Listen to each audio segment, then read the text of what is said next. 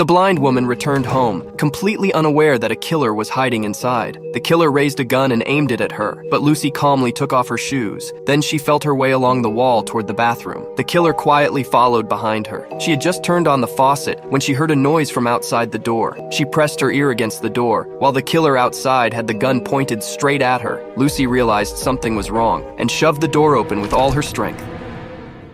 The next day, Lucy went to her best friend's father's party at her invitation to play piano. Her best friend's father gave a fake speech. Clearly, he didn't feel any sorrow over his daughter's death. Lucy grew even more disgusted by him, and she vented all her feelings through her piano playing. Her incredible piano skills quickly caught the attention of her enemy. The enemy called Lucy into his office, wanting to have a drink and chat with her. Just then, his secretary came in and called him away. With him gone, Lucy thought, here's my chance for revenge. She pretended to place her wine glass on the table, but was actually checking the position of his glass. Carefully, she took out the poison from her pocket, but in her hurry, it slipped from her hand. She bent down to pick it up, but couldn't quite reach it. She tried to feel for it with her foot and managed to hook it with her toe. Just as she was about to bend down, the enemy returned. She quickly lifted her hand, pretending she was just picking up the glass. Meanwhile, the enemy sat down next to her, and the poison was right under her feet. She was too scared to move. Then the enemy told Lucy to go home, and she came up with a plan. She stepped on the poison bottle with all her might, then pretending to slip, broke the glass cup too. Her years of planning for revenge were ruined just like that. On the way home, Lucy was bullied by a group of thugs. Just then, a righteous man appeared and saved her. If you think this is some hero saves the damsel story, you're wrong. This man was the very same killer who had broken into Lucy's house that night. They had dinner together at a restaurant, but the man kept asking her about her best friend, which made Lucy feel extremely suspicious. Back home, Lucy played the piano and suddenly remembered what her best friend had said in the elevator.